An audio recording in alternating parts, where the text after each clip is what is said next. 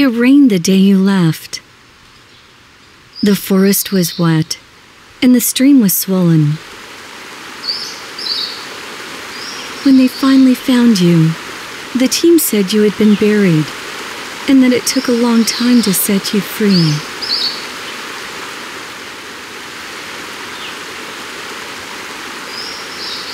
It was your ear tag that left no doubt. You had been hurt, badly. But it was over now. You would never be in pain again.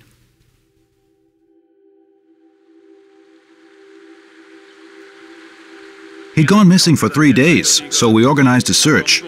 We weren't getting any signal, so we headed out to search elsewhere. That was when we caught the smell of something in the air. We looked around and found the body after clearing away some of the dirt and stones. It was the black bear we were looking for. I'd taken part in both releases of this bear, so of course wanted him to do well in the forest. Finding its body like this, of course we were sad. It's never something you want to see, never the result we want.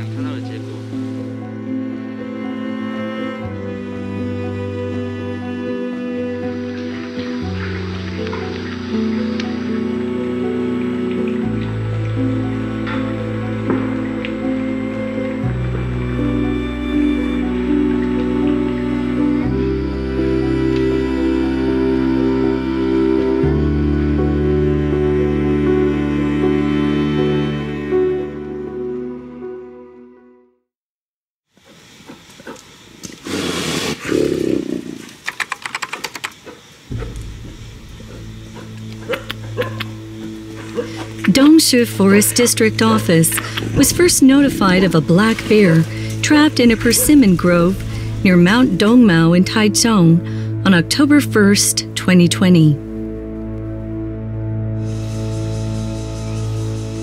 This large adult bear had caught its front left leg in a trap and was unable to break free. Area farmers regularly set traps like this to catch wild boars and macaques that damage orchards and pilfer fruit.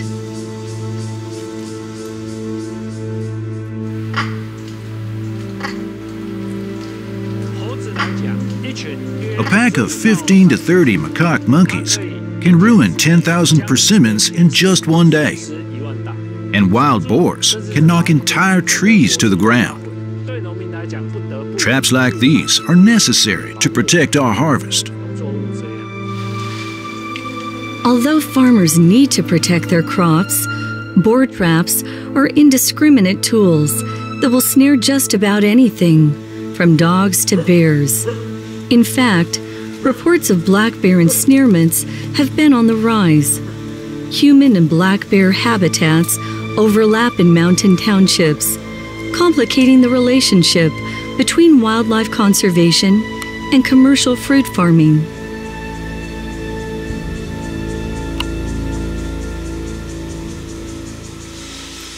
那等一下吹是站在，就是那个 V 有没有？你说吹在他胸口 V 的那个地方，是不是这边吹？好，不要吹到胸腔。好，这是电网吗？这个是电网吗？断电了。断电了。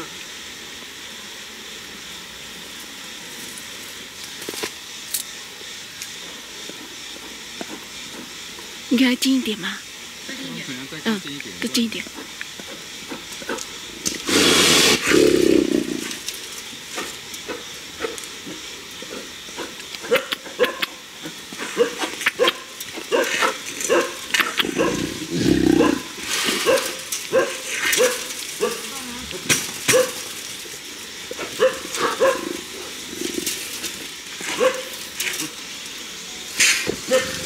刚有中吗？有。好。那你小心哦，小心哦，头还会动哦。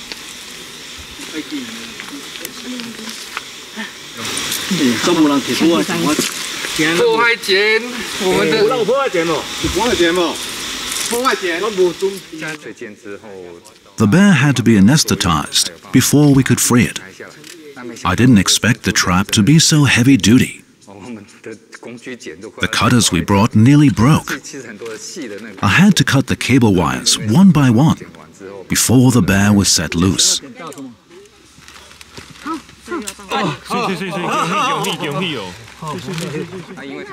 He'd been snared alongside a hillside next to a persimmon grove.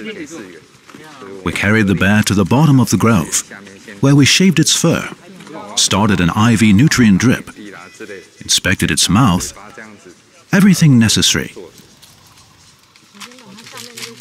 When trap wires are this tight, wild bears tend to gnaw on them. Of course, the trap doesn't break, but it often damages the bear's teeth. In this case, we noticed the blood on its teeth and around the mouth area. It had also been gnawing the toes on its forelegs.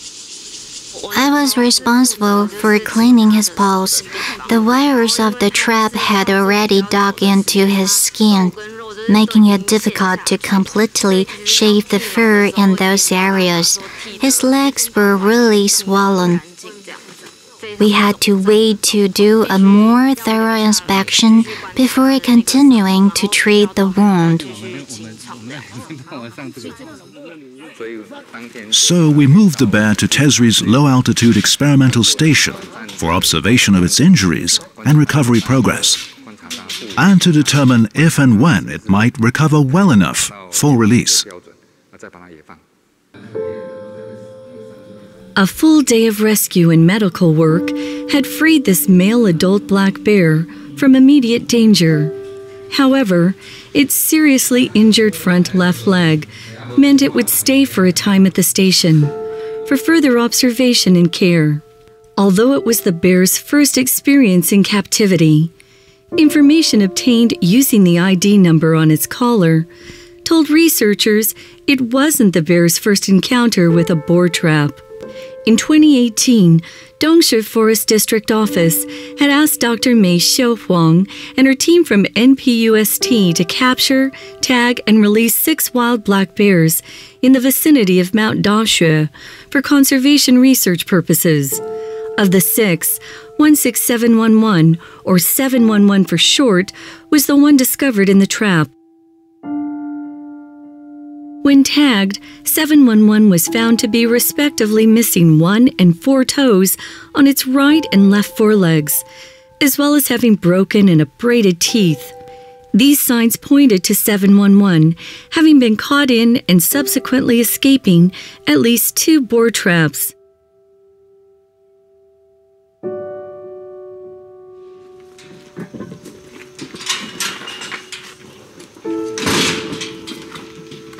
Injuries and mangled toes were carefully treated at the station, and a month later, recovery had progressed to the point that 711 could be moved from its cage into a larger indoor enclosure for continued remote observation of its recovery.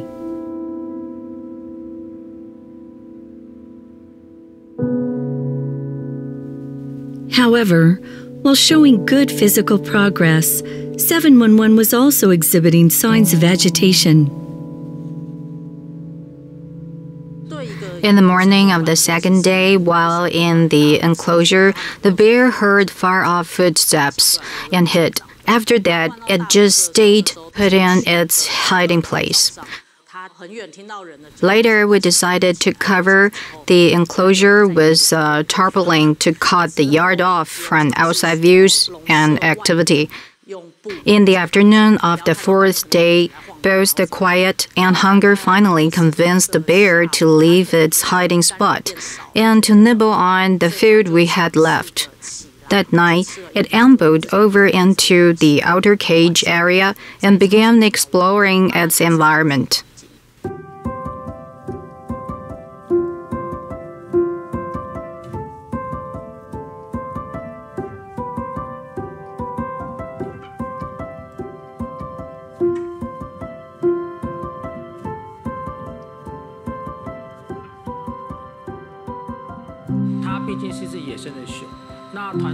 He is a wild bear, so the team's goal remained releasing it back into the wild after recovery.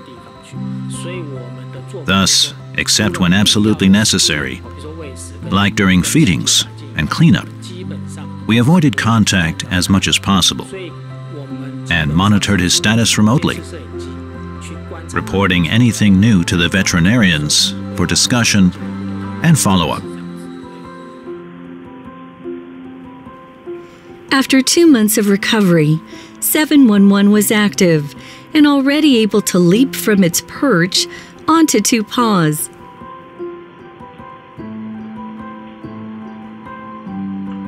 Several times, it had even climbed to the highest section of the enclosure, knocking a surveillance camera on its side.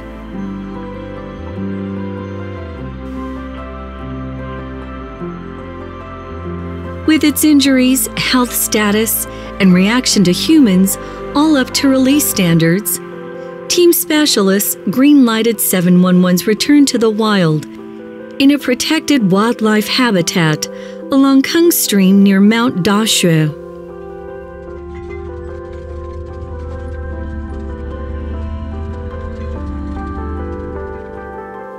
On December 3rd, 2020, 711 was released and shouted off by the team.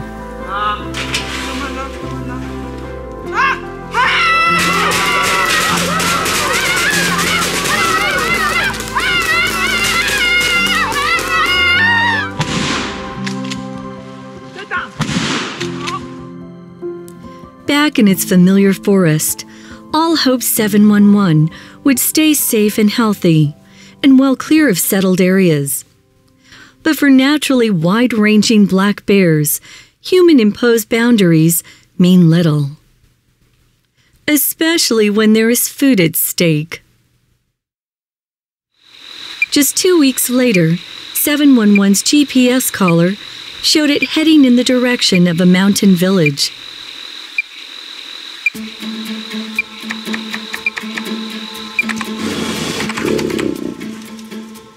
Forest District Office staff dispatched to the area briefed the locals on the situation and set off scare cannons to spur 711's retreat to the deep forest. But for whatever reason, 711's signal remained on course for the village. Soon after, reports of a bear attack on a chicken farm came from Mapihao village in Miaoli County's Taichung Township. GPS data confirmed it was 711. It killed 15 chickens in one coop and destroyed the mesh fencing on 3 others. See? Those covered with canvas. This was the second door it broke. The way they were torn away, I thought it was probably a bear. My dogs are on a long leash, so can patrol all the way to the tree over there. 711 was here eating their dog food, and I saw it from up there. It jumped up when I yelled, and then leapt down.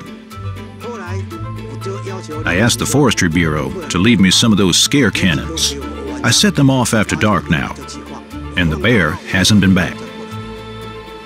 District office staff encourage villagers not to leave their food or animal feed out, to set surveillance and camera traps, and to use scare cannons to prevent further predations.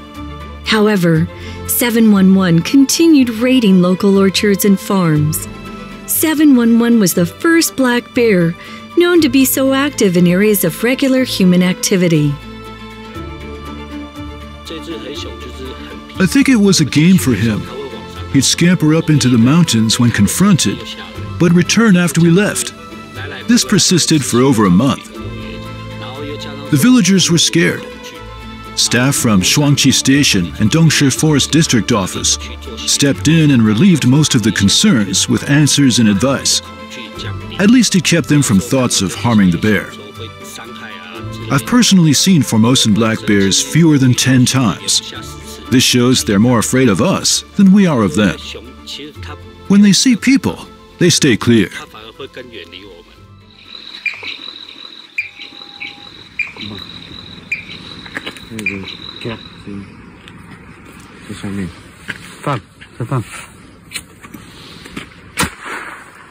地呀！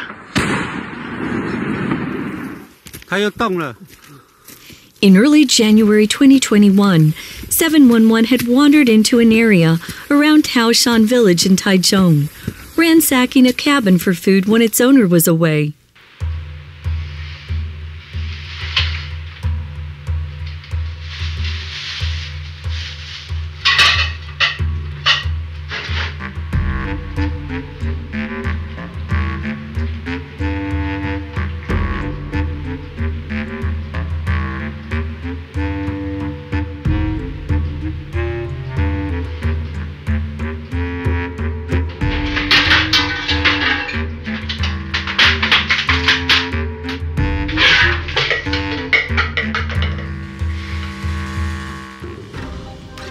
"711 cleaned out the refrigerator, pantry, and dog food bins.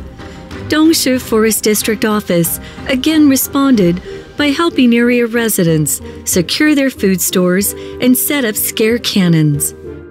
711, returning to the same cabin that very night, was driven off by cannon fire. All were surprised, however, when it returned several hours later and licked clean the cannon's pepper powder spray.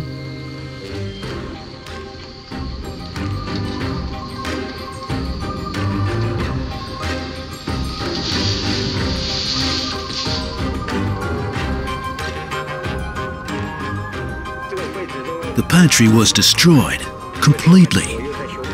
I've repaired the door. It had a big hole right through it.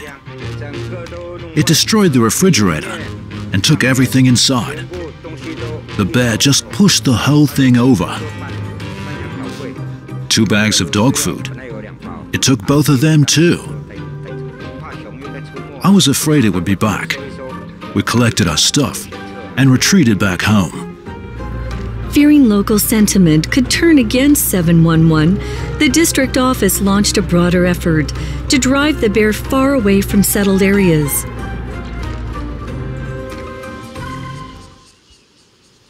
On January 23, 2021, forest rangers gathered at Taishan village, ready to spread out and push 711 up into the deep mountains. 我们现在在这里。好，我打算 B 组在这里 ，A 组来这里。下面这个距离才50公尺，所以你们这样子赶的时候，它一定会往这边跑。跑的时候，我们刚好又上来，把它往上，所以我们让它赶到这个地方来。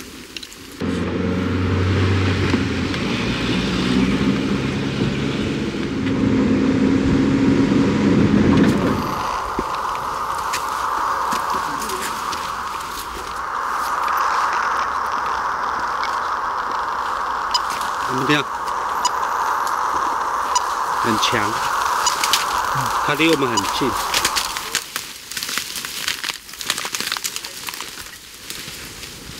被死了！你怎么办？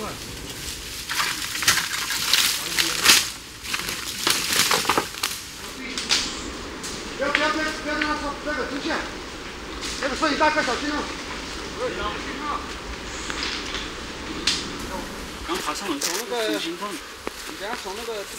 Closing in, the group saw what had happened. 应该可以撤了啦。加油！有陷阱了，这样子陷阱掉，弹出掉。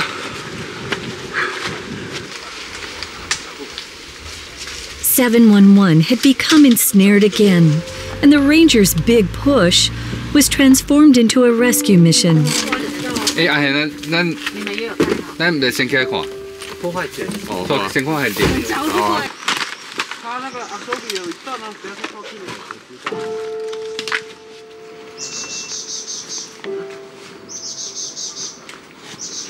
As before, the trap had ensnared its left front paw. When stabilized, 711 was transported to the low-altitude experimental station for care.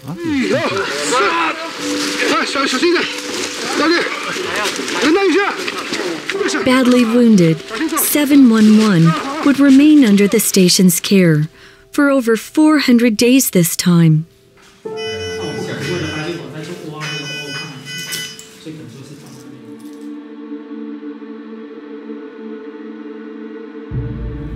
After several days, its swollen left leg had become worryingly black. Lesions were appearing on its carpal pad, and it was lethargic and unwilling to eat. The vet was quickly called in.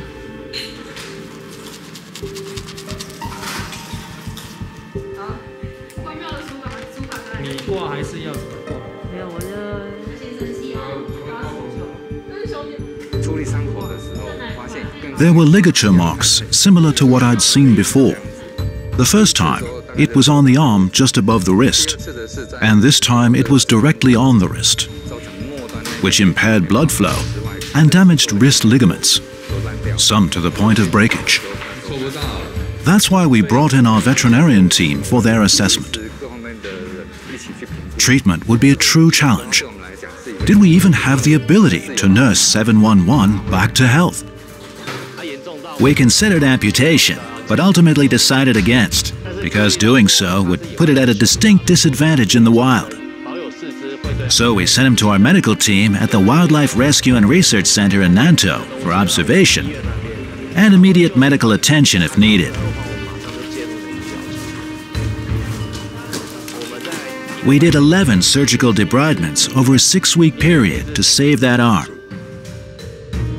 The team worked so hard. No one was willing to give up. Dedicated round-the-clock attention from center veterinarians saw 711's mangled left leg again heal sufficiently for transfer to the indoor enclosure.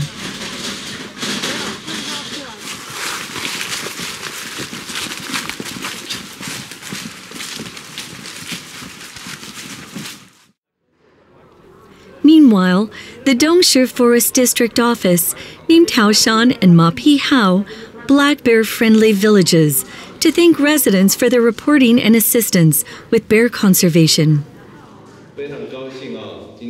I'm pleased to be here today to thank each one of you in person, our partners. Thank you for helping protect 711 by removing over 200 traps in the area. This effort is of course mutual, and the government will of course contribute monetarily. No one expects you to shoulder this work alone. Our electrified fence program is designed to warn wild animals away with a mild shock. These fences are an effective deterrent against wild boars, monkeys, and of course black bears. The government will cover 3/4 of the cost, with users being asked to pay 1/4. For areas not fit for electric fences, we've developed a new generation of animal trap designed to catch only smaller animals, such as wild boars. We will provide these to you free in exchange for your current traps.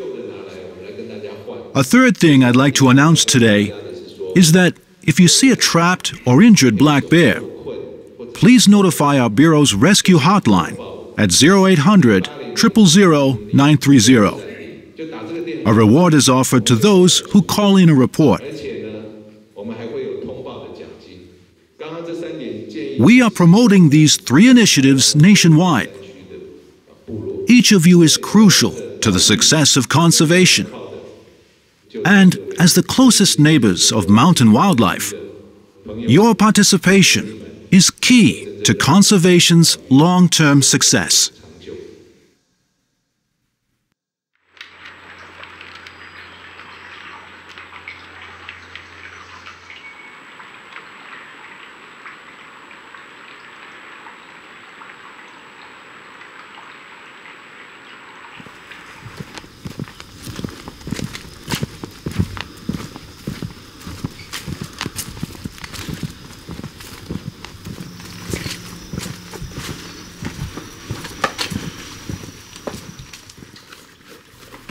We first put out 2 mice, along with some fruit, root vegetables, eggs. That's about it.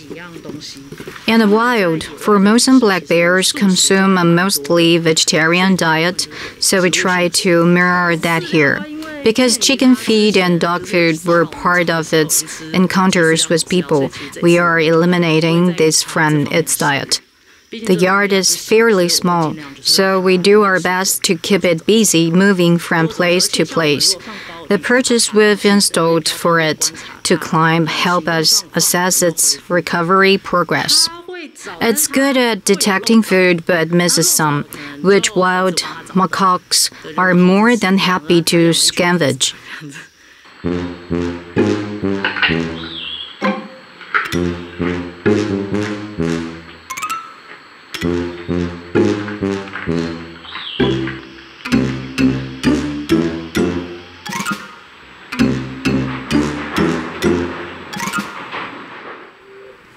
All breathe a sigh of relief as 711's progress toward full recovery continues. However, occasional bleeding from its wounds unavoidably extend its stay at the center. Fortunately, 711 continues to shy away from all contact with people.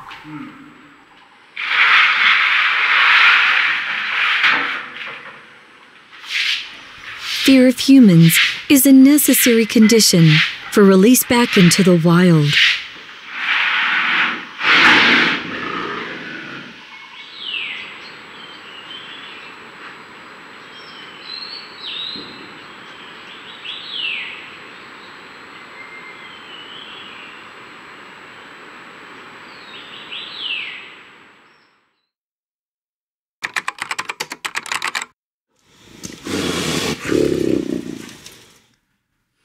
I'm not afraid of bears. They turn and run at the first sight of us. Bears aren't anything to be scared of. When the time comes, the Forestry Bureau will ask us if we agree to its release. It can take care of itself. It can feed itself. So, I still believe setting it free to be the best option. The final decision was not to release it here in the Taishan area. People here are still afraid. We want to protect Formosan black bears, but still fear for our safety. So the majority opinion was yes, but not here. Large wild animals like bears are often regarded as dangerous. However, Formosan black bears instinctively avoid human contact. In fact, no injury or death has ever been linked to an unprovoked bear attack in Taiwan. Nevertheless, 711's recurrent incursions into settled areas concern many village residents. A survey conducted by Daxue Forest District Office in October 2021 found that of the 55% of residents nearby 711's home habitat who supported its release, 70% wanted it released elsewhere.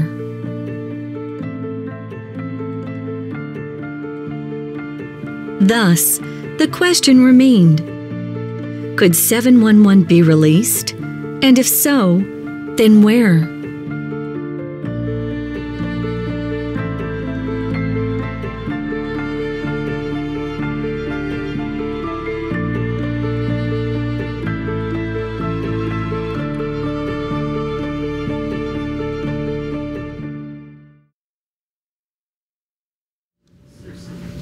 On the left side here are the 5 places evaluated for release. In terms of topography and plant cover, Luanda Forest District Section 1 and 1 came out on top because of its beech and oak trees, which make it an ideal black bear habitat. Next, 3 of these areas lie at least 10 kilometers away from regular human and hunting activity, which makes them more suitable than the other 2. As for the question of 711's ultimate disposition, the Forestry Bureau convened 2 contentious meetings with experts. It was the bear's strong recovery and right to life that tipped the final decision in favor of release, as long as a new and suitably remote habitat could be found. The Bureau carefully reviewed 10 months' worth of national data to assess the potential release sites.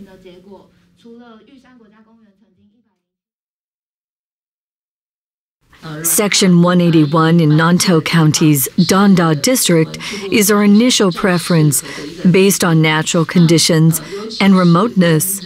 The latter is particularly critical in the case of this bear, 711. We don't want it wandering into villages, cabins, or other areas of regular human activity. Researchers working in that area rarely see bears, although bear and bear track sightings have been made recently in and around Danda. Anyway, there seem to be fewer bears here than to either the north or the south. Looking at each of these potential release sites and the settled areas within a 20-kilometer radius, as well as considering the possible reactions of both villagers and the bear to mutual encounters, my preference is for Forest District Section 181. Environmental conditions appear to be quite good, so why aren't we seeing more bears there? There's likely some reason. Planning for the worst outcome is critical to assessing and managing risk. We discussed the potential of the bear trying to return home. Experience here in Taiwan is limited. What if problems arise? Will the Bureau be able to liaise effectively with other involved groups? It is the position of our office that securing approval from nearby communities and the majority of residents is crucial. Failing to do so could severely hamstring our being able to implement preventive measures in the future. If the bear continues being a nuisance and we don't respond effectively, it will not only undermine our conservation work, but also put people in harm's way. All right, so we're all working under the assumption of doing a release somewhere for this or for that reason, but we lack the relevant data needed to do this. I still think we should use this as a chance to collect data, so that if we bring it in again, we will at least have some new, useful data points to add to our understanding, which can be applied to future wildlife release decision-making. These multidisciplinary discussions and assessments ultimately landed on Forest District Section 181 in Nantou County's remote Danda district, with its dense forest cover, plentiful food and water, low risk of territorial competition, and distance from hiking trails, farmland, and villages as the best translocation release site. The next step was to seek the approval of area residents.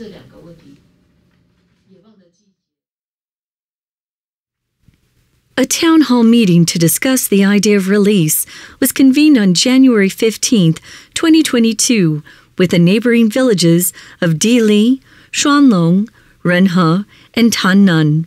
万一他直接进到部落才发现怎么办？因为他有装脖子有装发报机，他走到哪边，我们基本上我们会知道。这个电子围篱的这个范围要怎么设？我们电子围篱呢会设在各个部落的周边，所以熊一靠近的时候，那我们收到讯号的时候，我们就可以马上知道，那就会赶快通知大家。目前来讲。 它现在其实还算是相当健康的熊，如果现在就一直关，其实这有点终身监禁。给他一次机会啊！野放就是给他一次机会。我们布农族不能射熊哦，这个是我们的禁忌啊。这第一个，第二个，我自己的想法说，我们给这只熊一个机会了。熊怕布农族啊，所以它要攻击人类是比较难，所以。 那个野放是 OK 了，他们绝对不会攻击人类的，除非真的你先攻击，他绝对攻击你。 The Forest District Office briefed us all on the bear's history and about what had happened. It's wearing a tracking collar. The office has promised to respond whenever it approaches an electronic fence. So I approve of its being released here. After over 400 days of care and evaluation, 711 returns to the wild once more. On this day, April 12, 2022, we, the Daxue Forest District Office, are returning this black bear to the wild. We wish him peace and providence. Bow. Now the incense.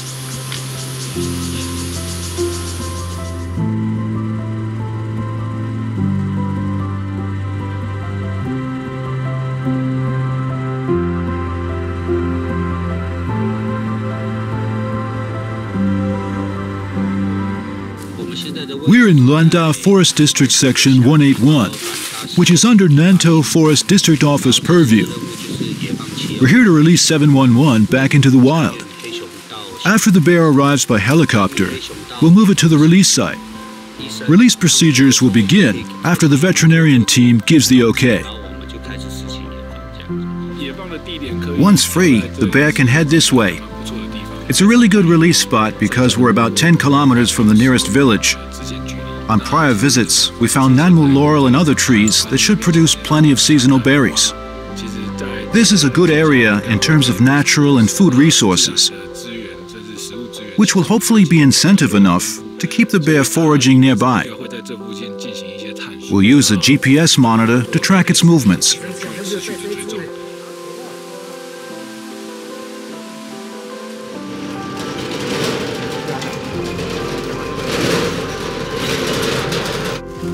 We're ready to go. After we sedate him and affix his collar, he will get a final health checkup and then get weighted.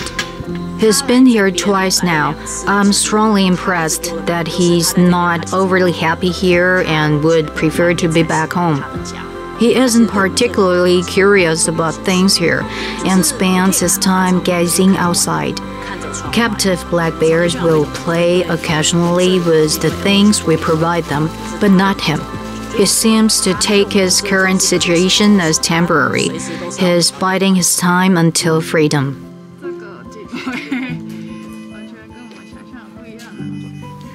It has gained some weight, and its teeth are the same as before, still quite damaged. The wounds on its paws have all healed. We are giving approval for release, but are unsure about what may happen afterward. Before release, 711 received a new serial number, 37568, on its tracking collar. The last three numbers, 568, is now its new name, infused with wishes for a long life and success.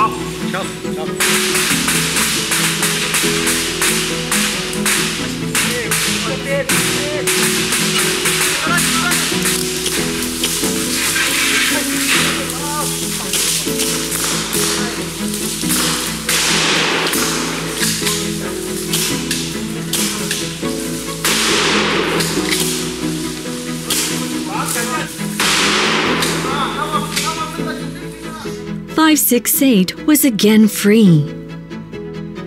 far from civilization and its original stomping grounds, and with plenty of food to forage. This new home promised a new life of safety and freedom for 568. Would this translocation release end in success? Although the process went smoothly, the ultimate result would be something no one wanted. 568 would be dead just 25 days later.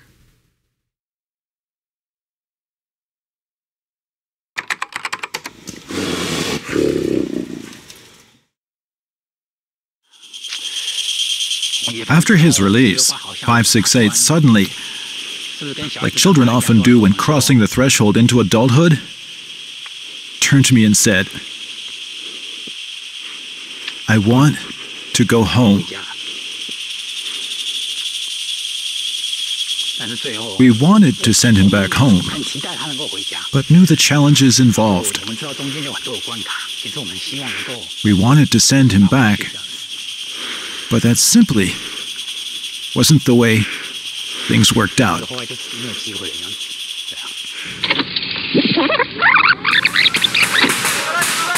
On April 12th, the response team reported the newly liberated 568 had immediately struck north across several forests and the Junda stream before overnighting at an impenetrably steep cliff face.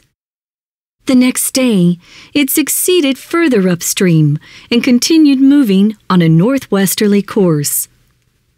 Where was 568 going? Noting 568's persistent progress north, the two Forest District offices held a joint meeting on April 19th to map out a coordinated response strategy. 14 days out, on April 25th, 568 had reached a collapsed cliff overlooking the Daxue River, with a clear view of Susegong campground.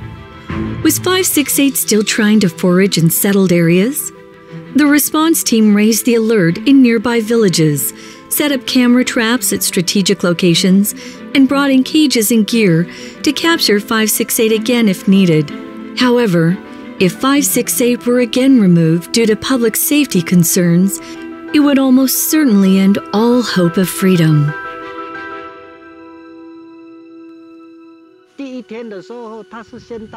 The bear reached the cliff delta and spent the first night there. It spent the second night at the top of the cliff, and the third night next to what they're calling the collapsed cliff. I also figured it would be heading in our direction because we keep chickens. It could raid our chicken feed. They set up video cameras and camera traps all along the river valley. Everyone was anxious as 568's signal drew closer. The alarm could be raised at any moment. But unexpectedly, 568 made a change in course. That caught us all off guard.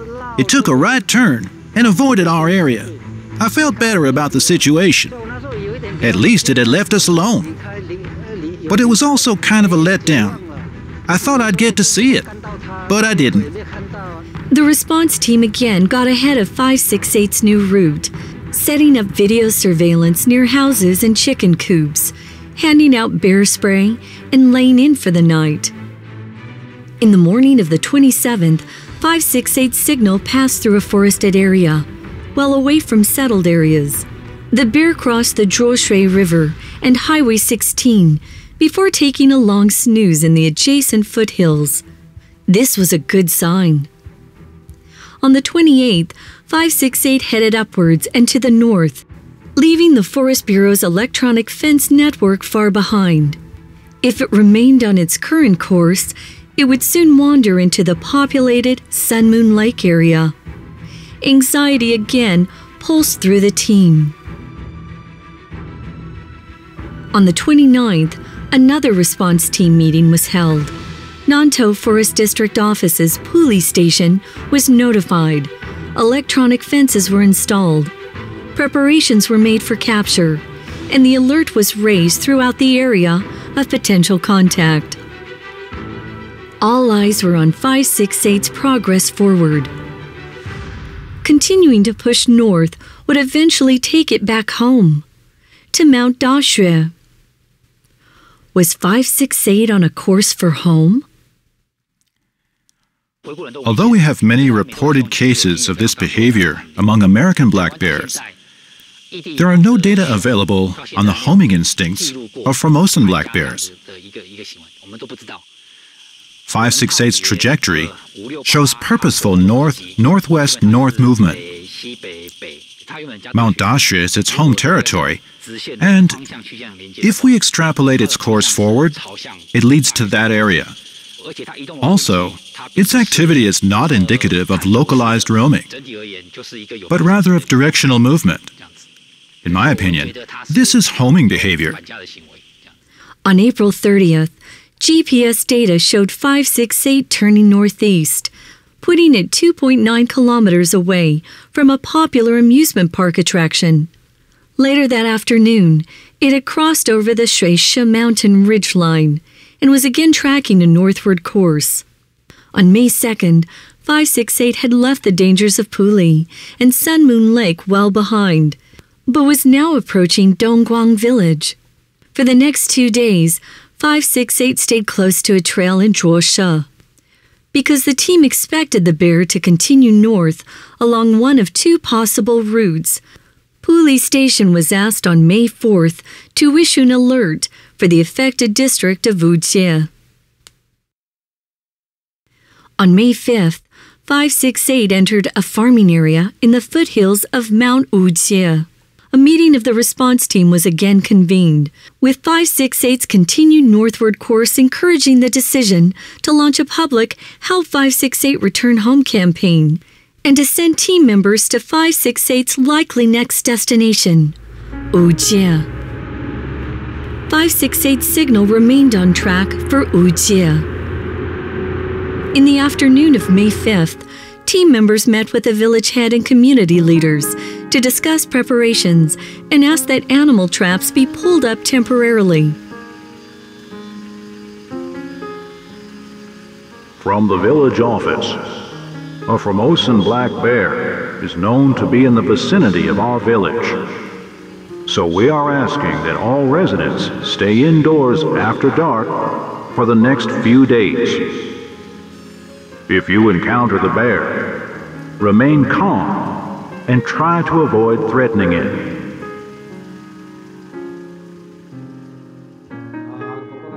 We heard, of course, from the Forestry Bureau, and then from several groups, that the released black bear was in our area. I had to get the word out. I asked villagers to stay indoors after dark and to report any sightings. I made a public announcement on May 5th, and then again on the 6th. I was worried too. I'm in my 50s and have never seen a bear in the wild. I asked our village elders, and they've never seen one either. This made it even more important to get the word out.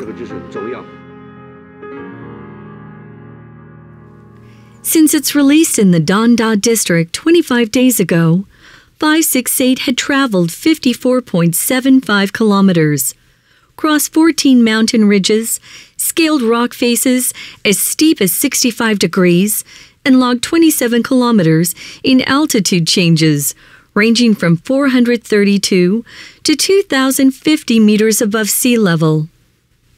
568 was mostly active during the day and slept at night. It steered clear of settled areas and farms and traveled mostly under natural forest cover.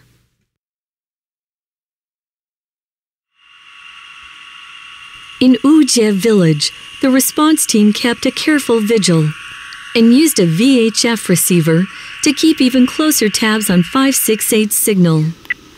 But it avoided the village altogether, crossing the south ridge of Mount Wujie to the west and spending the night astride a forest stream. The signal stayed put until 5 a.m. the following morning.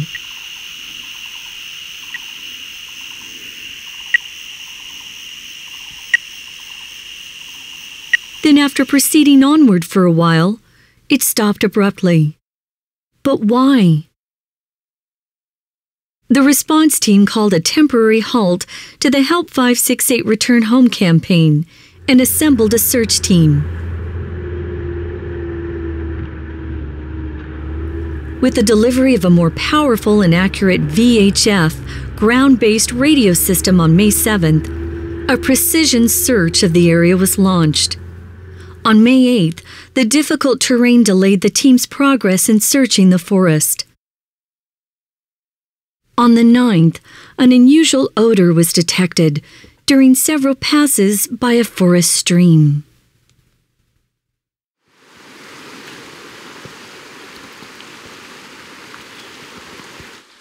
We smelled something foul in the air on our first pass through that area. But because we were focused on finding the signal source, we continued upward. Not finding any traces of the black bear or bear activity, we retraced our steps and only then began to look for the odor source. There were multiple possibilities, and we were not about to overlook any clues. If it were the carcass of another wild animal, I wanted to analyze it and see if it had been killed by a bear. That would at least indicate 568 had been through the area. When we arrived here, some team members noticed a pile of dirt crawling with carrion beetles. We dug into it to see what was inside and quickly came up with black fur. We continued investigating and found a front leg, which confirmed we had a Formosan black bear. I didn't really examine its paws. I knew from its ear tag that this was our bear. It was so disheartening, but I had to message in the report. He'd been missing for 3 full days, so I immediately notified Daxue Forest District Office and our team leaders. After 25 days of round-the-clock surveillance, 12 days under heightened alert, countless emergency meetings, and the involvement of hundreds of people, 568's journey had still ended in death. When the news came in, we were in the midst of discussing his lost signal. I turned to my colleagues and told them he's gone. I could hardly believe it. Sorry.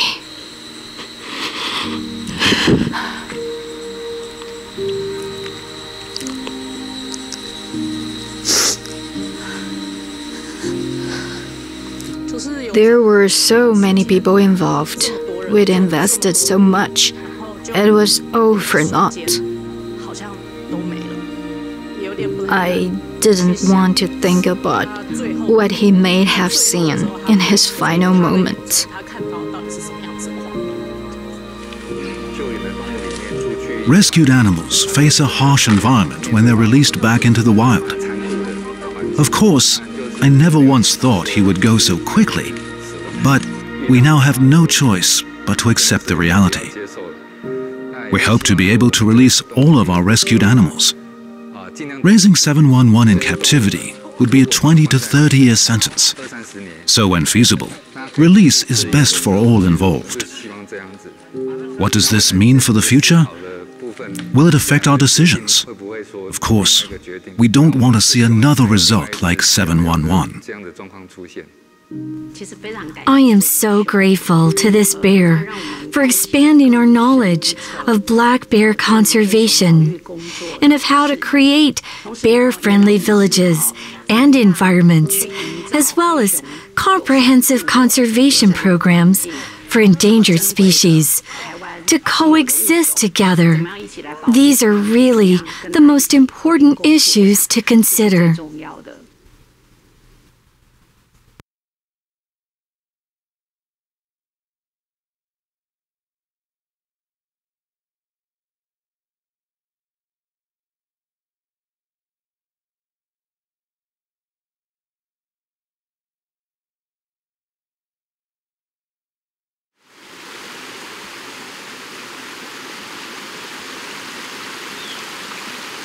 The question remains whether this could have been avoided.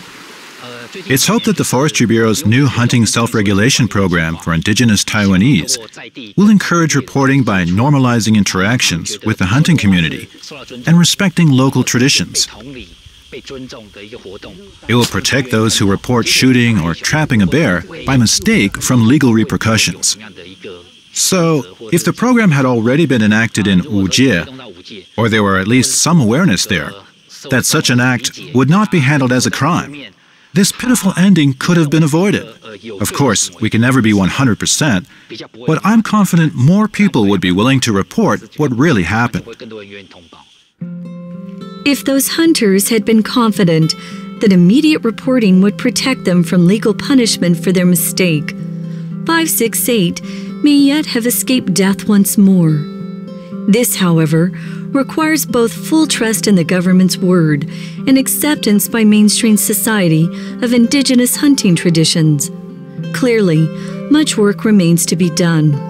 After 568's death, the Forestry Bureau included Formosan black bears in the National Payments for Ecosystem Services program, encouraging villagers to actively participate in bear protection, emphasizing that those who immediately report and help respond to bear injuries or deaths due to hunting or trapping mishaps will not be prosecuted. The Forest Bureau has also since expanded promotion of the Hunting Self-Regulation Program, encouraging village hunters to fight on the front lines of black bear conservation. The mountains are the true home of the Formosan black bear. While people may differ in opinion about how best to coexist with nature and its wild inhabitants, honest dialogue and mutual understanding must ultimately find an answer that we can all live with.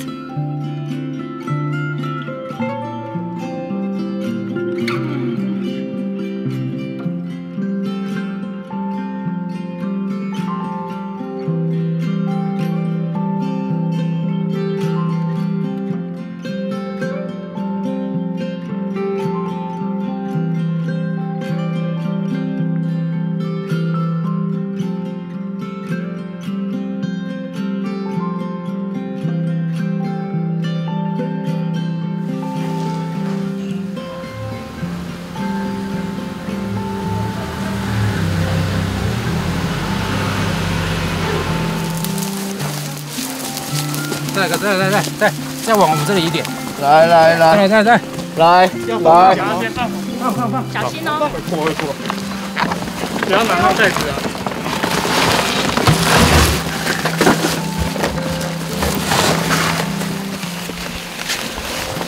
小心哦。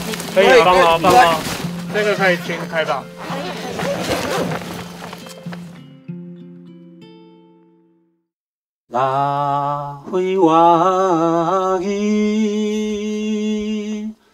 568得了，我们克服了非常多的困难，终于今天送你回家，请你跟着山神共同守护这片山林，我们也会跟你努力。今天来自5届的3位猎人也来这边送你回来，表达歉意。很抱歉，568，我做为啥？为不鲁伦，มาจากท่านลุลุนที่ฉันดูฮันลุลุนที่ดูตุมาตะโกยดูกาดูมุนันอาจังบุนุนก็ได้รับดูอินามตุตุมาอย่างนี้นะสู้คุมบุยละลักดิกินมัวตะการดิตามาสุ่มตุมาตุเตปุชีมัวตะทักมาสุ่มตุมาจากลำลาน568，我们抱歉，安息吧，谢谢568。